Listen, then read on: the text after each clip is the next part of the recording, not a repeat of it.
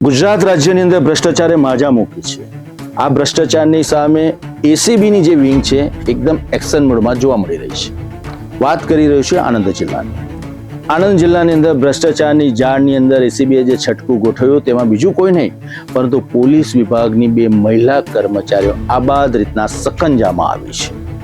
પરિવારને હેરાન નહીં કરવા, પાસપોર્ટ જમા ન લેવા માટે 1 લાખ રૂપિયાની લાંચ માંગવામાં આવી। ત્યાં મહિલા કર્મચારીઓ દ્વારા કોઈ વિચારી ના શકે કે કોઈ એએસઆઈની ફરજ ઉપર મહિલા કર્મચારી છે કે કોઈ હેડ કોન્સ્ટેબલ આ બંને ભેગા થઈને 1 લાખ રૂપિયાની પરિવાર પાસે લાંચ માંગી શકે।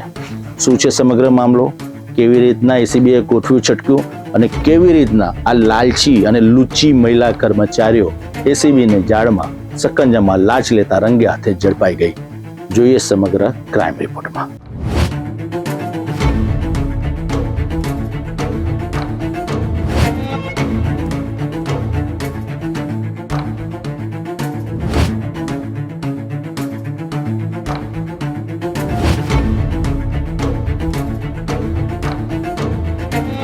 આણંદ જિલ્લામાં ભ્રષ્ટાચારનો વધુ એક મોટો કિસ્સો સામે આવ્યો છે। મળતી માહિતી મુજબ ફરિયાદી અને તેમના પરિવાર વિરુદ્ધ પુત્રવધુ દ્વારા આણંદ મહિલા પોલીસ સ્ટેશનમાં અરજી કરવામાં આવી હતી। આ અરજીના સંદર્ભમાં ફરિયાદી પરિવારને હેરાન ન કરવા તેમજ ફરિયાદીના પુત્રનો પાસપોર્ટ જમા ન લેવા માટે લાંચની માંગણી કરવામાં આવી હોવાનું સામે આવ્યું છે। આ મામલે મહિલા ઈએસઆઈ ગીતાબહેન કમજીભાઈ દોઠાએ ફરિયાદી પાસેથી ₹1,10,000ની લાંચ માંગ્યાનો આક્ષેપ છે।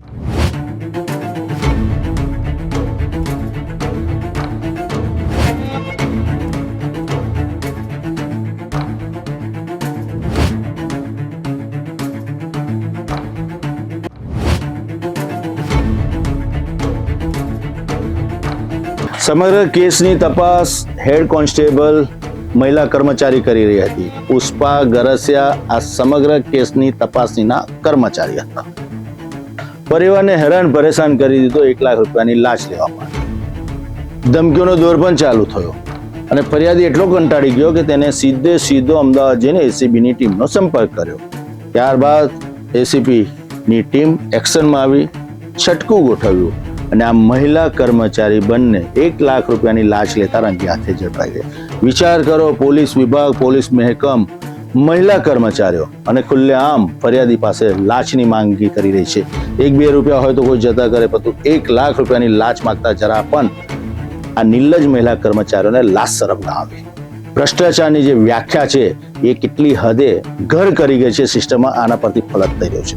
આ મહિલા કર્મચારીઓ જરા પણ વિચાર નહીં કર્યો કે એમના કૃત્યને કારણે સમગ્ર પોલીસ મહેકમ ઉપર માછલા ધોવાશે, બદનામ થશે અને તમામ અધિકારીઓ પણ એક નજરમાં આવશે। તેમ છતાં જે લાલચ હતી ને આ લુચ્ચી મહિલા કર્મચારીઓ રોકી ના શકી। આખરે એસીબીના છટકામાં સકંજામાં બંને મહિલા કર્મચારી આવી ગઈ। ટ્રેક દરમિયાન મહિલા ઈએસઆઈ ગીતાબહેન દોઠાએ ફરિયાદી પાસેથી ₹1,00,000ની લાંચની રકમ સ્વીકારી હતી। આ સમગ્ર પ્રક્રિયામાં મહિલા હેડ કોન્સ્ટેબલ પુષ્પાબહેન ગરાસિયાએ મદદગારી કરી હોવાનું પણ તપાસમાં સામે આવ્યું છે।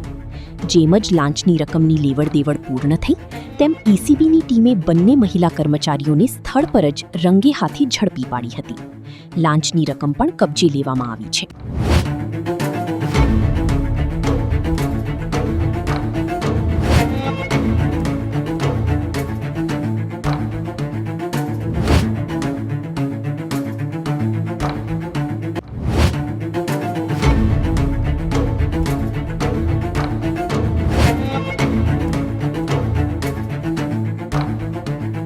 આ સફળ ટ્રેપ અમદાવાદ શહેર એસીબીના પોલીસ ઇન્સ્પેક્ટર MR શેઠ અને તેમની ટીમ દ્વારા પાર પાડવામાં આવ્યો હતો, જ્યારે સમગ્ર ઓપરેશનનું માર્ગદર્શન મદદનીશ નિયામક MH પુવાર અને નાયબ નિયામક હરીશ મેવાડાના માર્ગદર્શન હેઠળ કરવામાં આવ્યું હતું।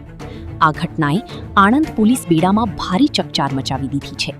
હાલ એસીબી દ્વારા બંને આરોપી મહિલા પોલીસ કર્મચારીઓ સામે ભ્રષ્ટાચાર નિવારણ અધિનિયમ હેઠળ કાયદેસરની કાર્યવાહી હાથ ધરવામાં આવી રહી છે।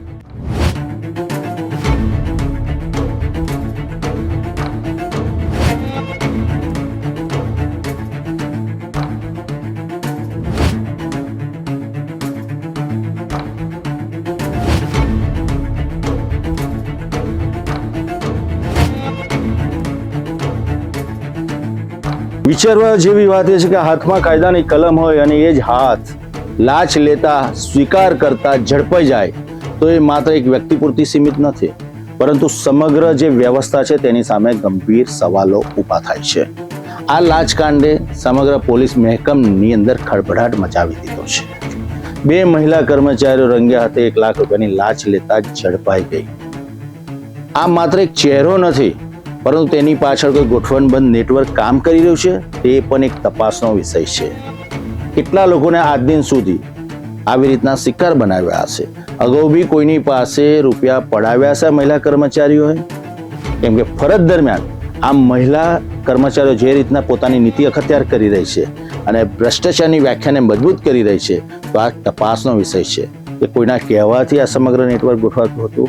તો એસીબીની તપાસમાં ઘણા બધા ખુલાસા બાકી છે અને અન્ય ચહેરાના નામ પણ સામે આવશે. હવે મીટ સૌ કોઈની મંડાયેલી છે એસીબીની તપાસ ઉપર, પરંતુ મહત્વની વાત એ છે કે સમગ્ર લાંચકાંડના પ્રકરણમાં પોલીસ મહેકમમાં ખળભળાટ મચ્યો છે અને અનેક ગંભીર સવાલો ઊભા થયા છે. ભ્રષ્ટાચાર કેટલી હદે સિસ્ટમમાં વ્યાપી ગયો છે અને એ સિસ્ટમની અંદર રૂપિયા આપ્યા વગર કામ નથી થતું તેવી વ્યાખ્યા હવે પ્રજાને કદાચ સમજાઈ રહી છે. પ્રજા એટલે જ એસીબીની ટીમનો સંપર્ક કરે છે અને ગુજરાત રાજ્યની અંદર એસીની ટીમ એટલે જ એક્શન મોડમાં છે.